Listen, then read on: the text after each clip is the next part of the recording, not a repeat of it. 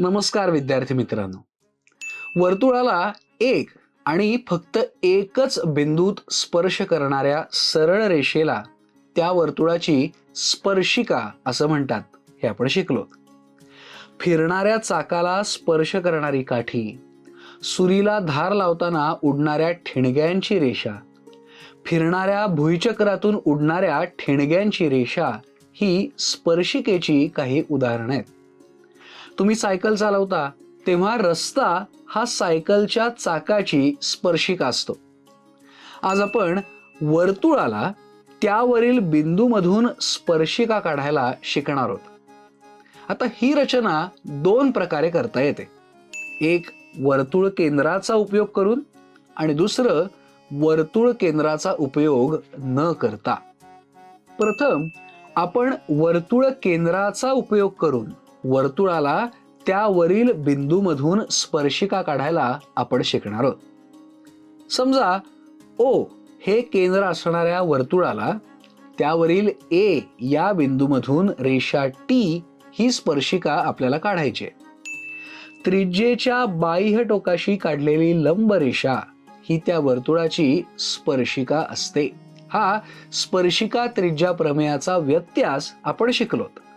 याच प्रमेयाचा आपण आता उपयोग करणार आहोत. आपण रचनेच्या पायऱ्या समजून घेत ही रचना करूयात.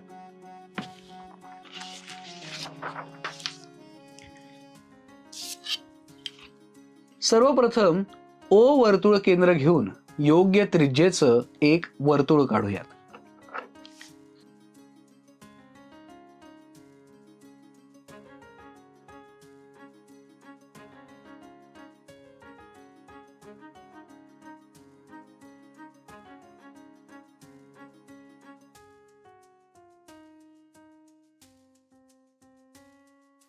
वर्तुळावर सोयीस्कर ठिकाणी ए हा बिंदू घेऊयात. किरण ओ बी काढूयात.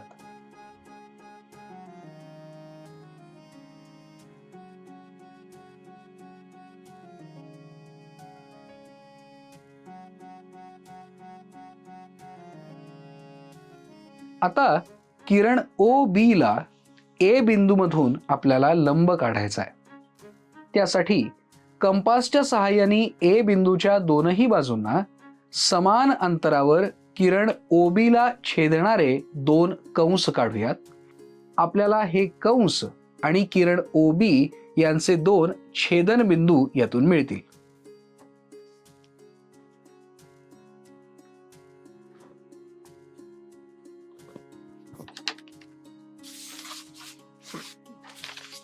या बिंदूंना अनुक्रमे पी आणि एस अशी नावं देऊयात. कंपासमध्ये रेख पी एस च्या निम्म्यापेक्षा जास्त अंतर घेऊयात.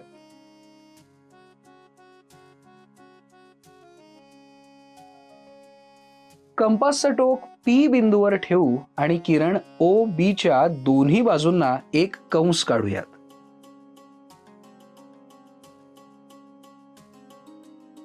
तेच अंतर कायम ठेवून कंपासचं टोक एस बिंदूवर ठेवूयात आणि आधीच्या कंसांना छेदणारे दोन कंस काढूयात.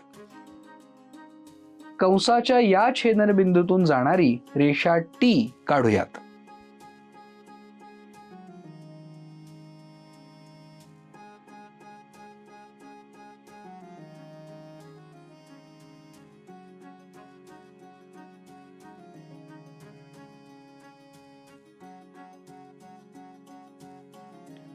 रेषा टी ही किरण ओ बी ला वर्तुळावरील ए या बिंदूत लंब आहे.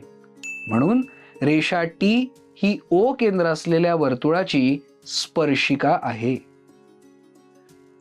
आता आपण वर्तुळ केंद्राचा उपयोग न करता वर्तुळाला त्यावरील बिंदूमधून स्पर्शिका काढायला शिकणार आहोत.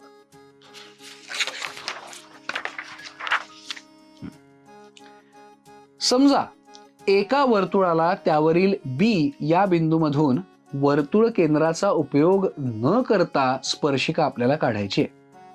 विद्यार्थी मित्रांनो, आपण स्पर्शिका छेदिका प्रमेय शिकलोत.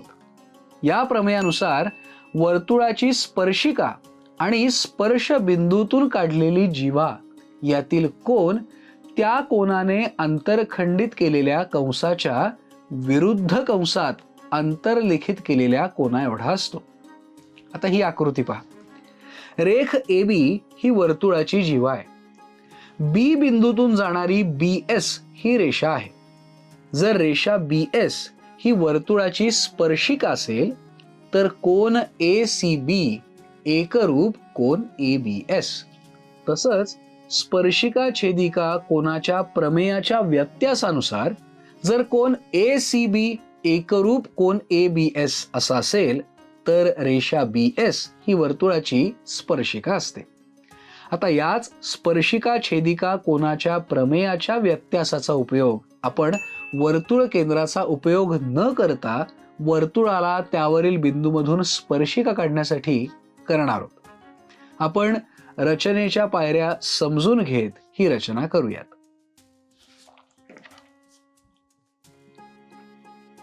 प्रथम सोयीस्कर त्रिज्या घेऊन एक वर्तुळ काढून घेऊया आणि या वर्तुळावर B हा एक बिंदू घेऊयात.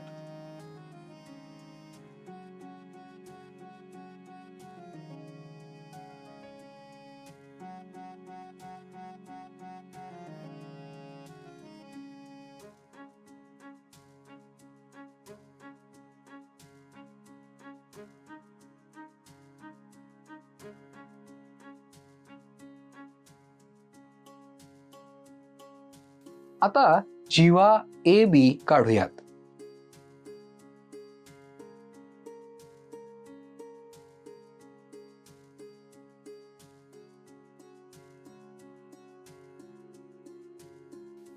वर्तुळावर C हा एक अन्य कोणताही बिंदू घेऊयात.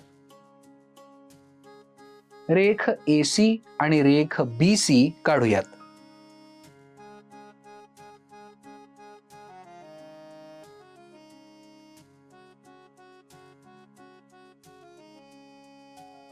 इथे आपल्याला कंस ACB यामध्ये अंतर्लिखित झालेला कोन ACB मिळाला.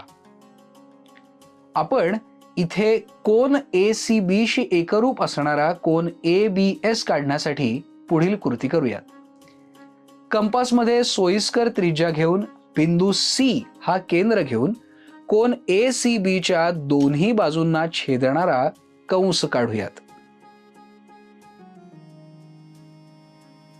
हा कंस रेख AC ला जिथे छेदतो त्या बिंदूला P हे नाव देऊयात. तसंच हा कंस रेख BC ला जिथे छेदतो त्या बिंदूला Q हे नाव देऊयात. आता ही त्रिज्या न बदलता केंद्र B घेऊन जीवा AB ला छेदणारा कंस काढूयात.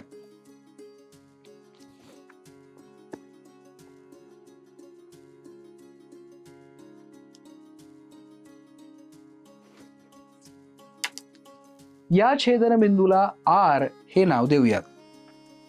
आता आपल्याला कोन ACB ला एकरूप कोन काढायचा आहे. त्यासाठी कंपासमध्ये PQ एवढी त्रिज्या घेऊ आणि बिंदू R हा केंद्र घेऊन आधी काढलेल्या कंसाला छेदणारा आणखीन एक कंस काढूयात. या छेदनबिंदूला S हे नाव देऊयात. रेषा BS काढूयात.